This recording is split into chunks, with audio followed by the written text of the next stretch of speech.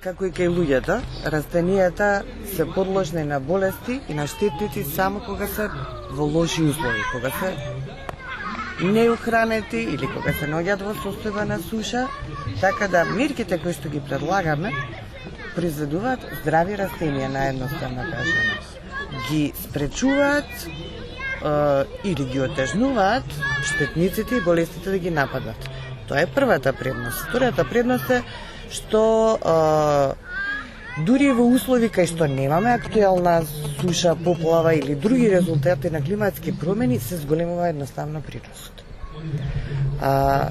Проектот е направен, значи, не само да се справиме со директните последици од глобалното затоплување, туку да имплементираме нови технологии.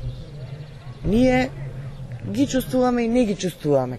Не би рекле дека просечен граѓанин или производител би можел да осети некакви варијации во температурите. На нашиот производител му е битно да си го зголеми својот принос, нели, под услов да има каде да го пласира. Меѓутоа, во рамките на пласманот не можеме да помогнеме, можеме да помогнеме да произведе повеќе и здрава, убава, квалитетна суровина или свеж производ.